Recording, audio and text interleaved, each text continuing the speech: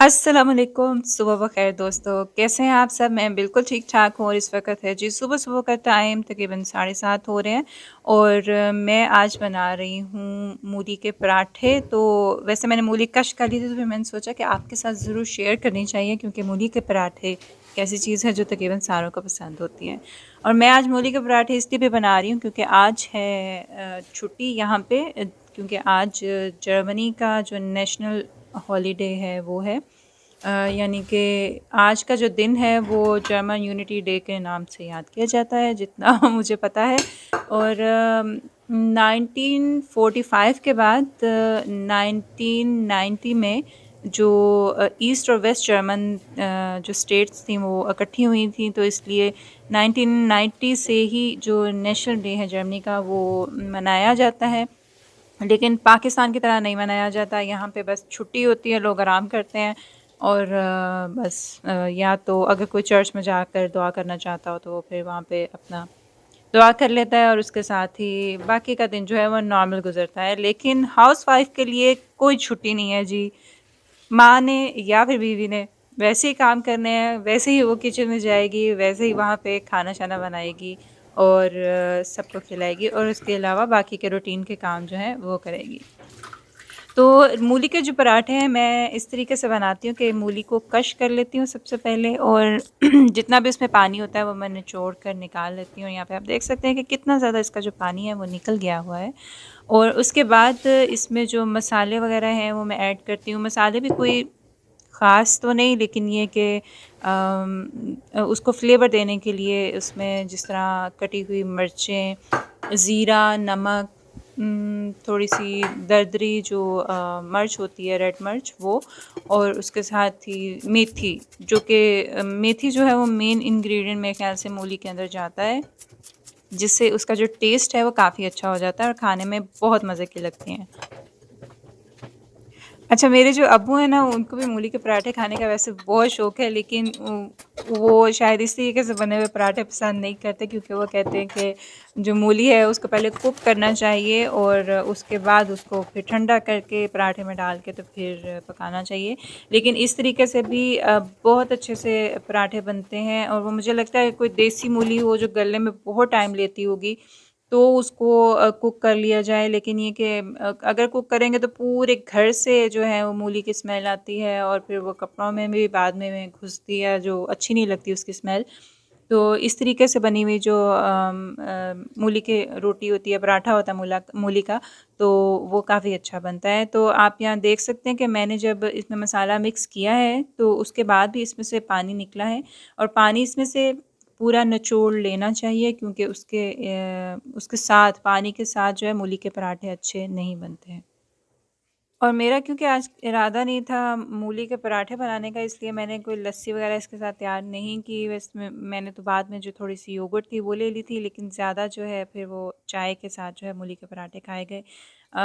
इसमें जो मिर्च डली थी वो काफ़ी तीखी डल गई थी क्योंकि कुछ मिर्चें ऐसी होती हैं मिर्चों में जो काफ़ी तीखी होती है। वैसे ही मिर्च इतनी मुझे तीखी नहीं लग रही थी, लेकिन जब ये बने हैं पराठे तो उसमें ज़ावेर बहुत शौक से पराठे खाता है, लेकिन उसने इस दफ़ा छोड़ दिया कि इसमें मिर्च बहुत है और वाक़ई इसमें थोड़ी-सी मिर्च थी और जो बच्चों के लिए तो ज़ाहिर है ज़्यादा है।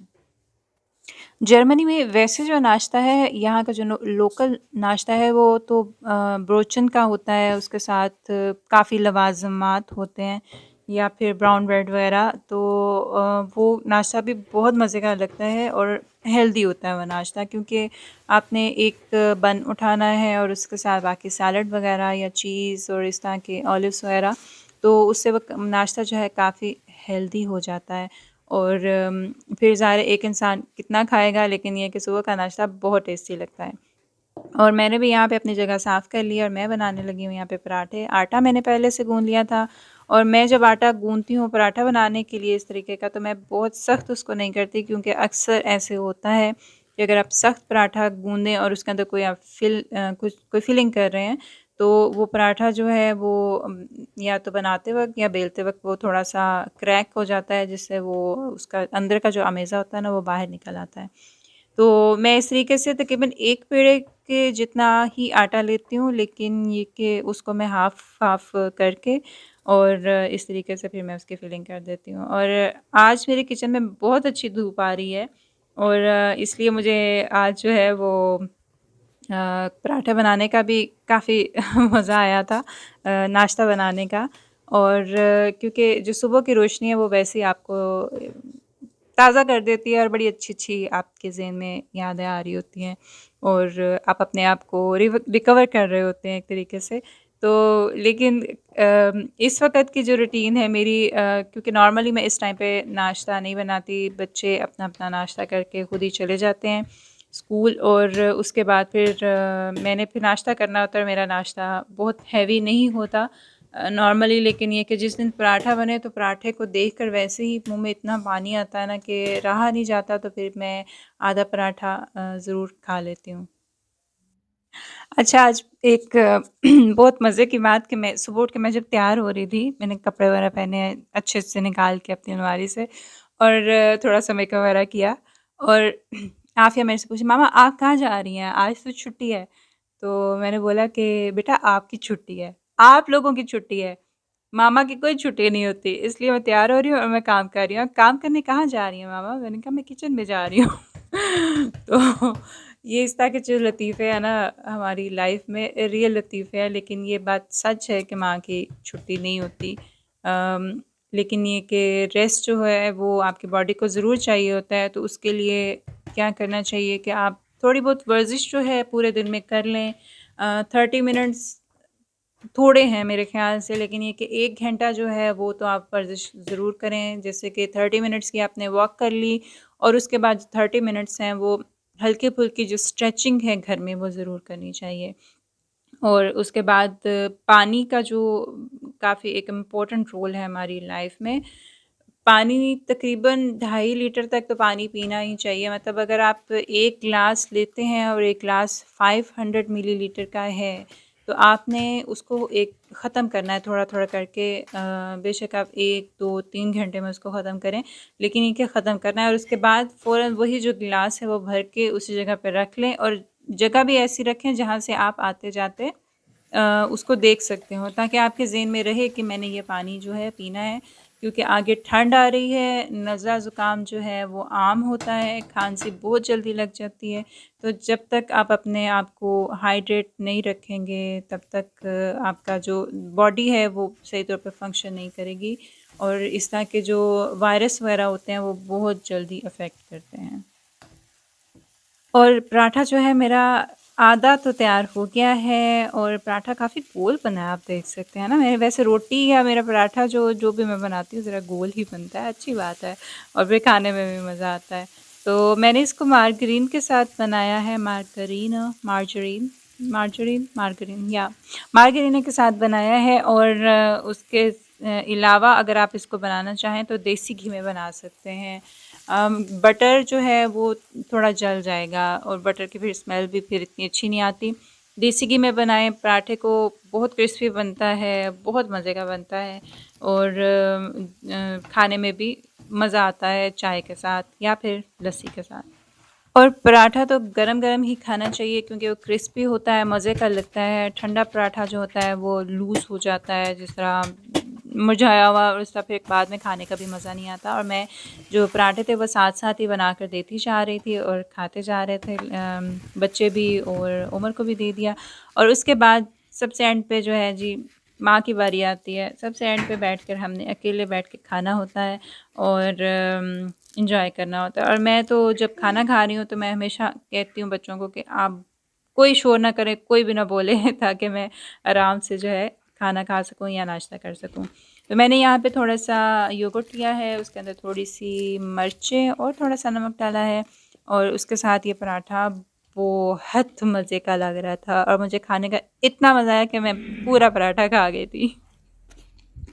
और इसके अलावा आज बाकी के रूटीन के काम थे जिसमें मैं हैंडी लेकर साथ-साथ नहीं फिर सकती थी, सॉरी। लेकिन ये कि ज़्यादातर मेरा काम जो था ज़ावर के साथ था, उसको कुछ होमवर्क करवाना था, उसे कुरान मजीद सुनना था और उसके अच्छा अलावा दिखा जा रहा बाकी है। के छोटे मोटे घर के काम। और इसी के साथ जो है मेरा जो व्लॉग भी है तकरीबन एंड पे आ रहा है, और साथ साथ मैं जावेर से बातें भी कर रही थी। बच्चों के साथ इस तरीके से बातें करना उनको काफ़ी कुछ सिखा जाता है, तो इसलिए जैसे जो उनका इंटरेस्ट होता है उसके मुताबिक उनके साथ रहें और बातें करें।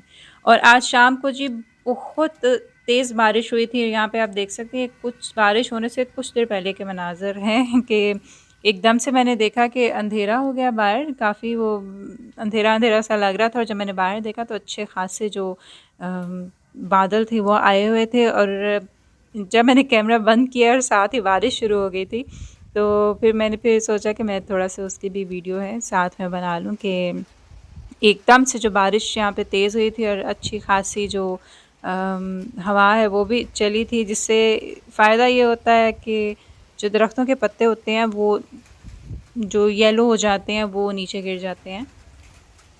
बारिश हो रही थी तो मैंने सोचा कि आज मैं पहले पकोड़े बनाती हूँ, ज़रा मौसम अच्छा लग रहा है। फिर मैंने सोचा नहीं, मैं इतना वक़्त मैं नहीं करना हूँ, मैं बहुत थक गई हूँ। तो फिर बाद में कोई नहीं, पकोड़े बनाए थे बस किचन वगैरह साफ़ करके, और उसके बाद मेरी जो रूटीन थी वो एंड हो गई थी। उसके बाद बस जो मेरा टाइम होता है उसमें मैं फिर अपना जो अपनी मर्ज़ी के जो काम होते हैं, ड्रामा देख लिया या कुछ इस तरह के काम वो फिर करती हूँ। तो इसके साथ जी होता है मेरे आज की वीडियो का इख्तिताम। आप यहाँ पे थोड़ा-सा व्यूज़ को देखें, और उसके बाद मैं आपसे इजाज़त चाहूँगी। मिलती हूँ आपसे अगली वीडियो में, तब तक मुझे इजाज़त दीजिए। और मेरा व्लॉग आपको कैसे लग रहे हैं मुझे कमेंट्स में लिखना मत भूलिएगा। सपोर्ट करते रहिए, क्योंकि आप लोगों की सपोर्ट के बगैर ना मेरा चैनल आगे जा सकता है और ना मैं खुद। तो मिलती हूँ फिर। अल्लाह हाफ़िज़।